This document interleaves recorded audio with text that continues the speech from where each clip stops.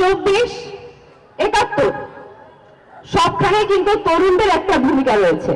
71-এ আমরা স্বাধীনতা অর্জন করেছি, 24-এ আমরা তা রক্ষা করেছি এবং সবখানেই কিন্তু প্রথম সারিতে তরুণরাই কিন্তু নেতৃত্ব দিয়েছে।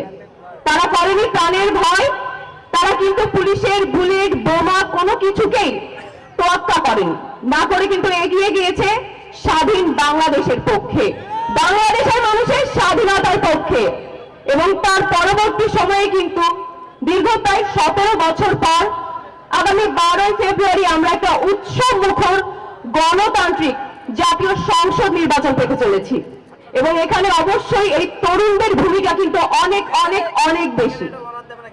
বাংলাদেশের এই নির্বাচনী প্রক্রিয়ার মধ্যে কিন্তু আমরা যদি ভোটারের দিকে তাকিয়ে দেখি, তরুণ প্রজন্মের কিন্তু একটা বড় ভোট রয়েছে এবং সেই ভোটে কিন্তু তার নির্বাচনের ফলাফল যে কোনো দিকে ঘুরতেই পারে।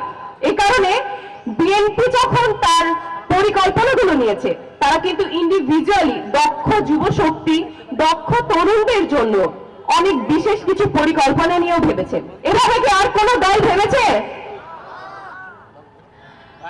জুলাই গণঅভ্যুত্থানের কথা যদি আমরা বলি, সে সময়ে নারী পুরুষ আমরা কিন্তু কোনো বিভেদ দেখিনি, বরঞ্চ নারী আমরা যারা ছিলাম তারা কিন্তু পুরুষদের সামনে ব্যারিকেড হিসেবে কাজে লাগিয়েছিলাম। তাদেরকে সামনে আমরা ভ্যানগার্ড হিসেবে কাজে লাগিয়ে আমরা কিন্তু সেই জুলাই অভ্যুত্থানে হাতে হাত মিলিয়ে নেতৃত্ব দিয়েছিলাম এবং তারপরে যখন আমরা এরকম একটা স্বাধীন বাংলাদেশের আবারও অংশ হতে পারলাম, আমরা নারী পুরুষ কাঁধে কাঁধ মিলিয়ে চলার স্বপ্নই কিন্তু দেখেছিলাম। কিন্তু তার পরবর্তী সময়ের প্রেক্ষাপট কি এক রয়েছে? নারীদেরকে দমিয়ে দেওয়ার চেষ্টা করা হয়নি।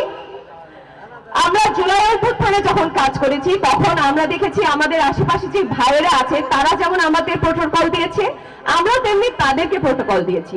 নারী পুরুষ সকলে মিলে একসাথে সেই কাজগুলো করেছি। তবে এখন আমরা যখন সেই অভ্যুত্থান পরবর্তী সময়ে রাজনীতিতেই যখন এগোতে চাই অথবা যে কোনো দিকে নারী এগোতে চাই, তখন কিন্তু নারীদের পক্ষে, নারীদের বিপক্ষে প্রথম বাধা হয়ে কোন জিনিসটা দাঁড়ায় আপনারা জানেন? সাইবার বুলিং এর একটা ব্যাপার।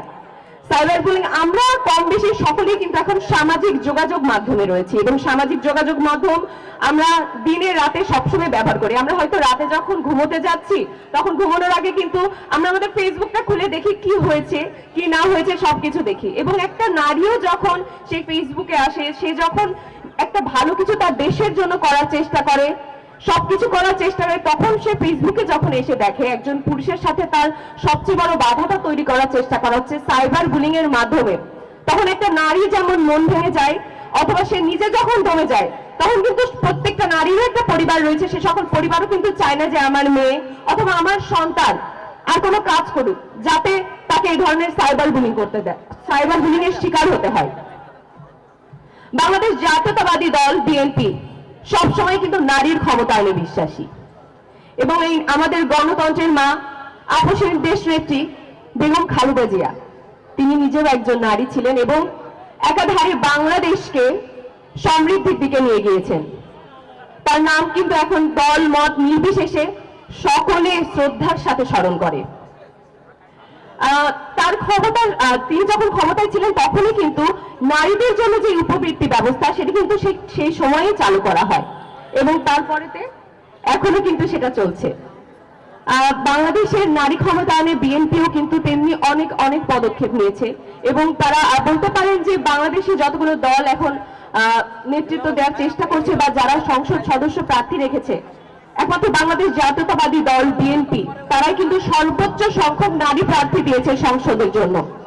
সর্বোচ্চ 10 জন নারী প্রার্থী কিন্তু বাংলাদেশ জাতীয়তাবাদী দলের হয়ে সংসদ সদস্য পদপ্রার্থী হয়ে লড়াই করছেন এবং এই সংগ্রাম কিন্তু যেমন আমাদের নারীদের শুধু তাই নয়, এই তরুণদের জন্য দক্ষ যুবশক্তি তৈরির জন্যও কিন্তু বাংলাদেশ জাতীয়তাবাদী দল অনেক অনেক পরিকল্পনাগুলো নিয়েছে, যেমন হাইটেক পার্ক, বিশ্ববিদ্যালয়ে ফ্রিল্যান্সিং আউটসোর্সিং প্রশিক্ষণ, পেপাল, আন্তর্জাতিক গেটওয়ে চালু। এই সকল ব্যবস্থা যদি আসে, আমাদের বাংলাদেশে যে দক্ষ যুবশক্তি আছে তারা কিন্তু আর বেকার থাকবে না, তারা কিন্তু সেই বেকারত্বের সমস্যায় আর ভুগবে না।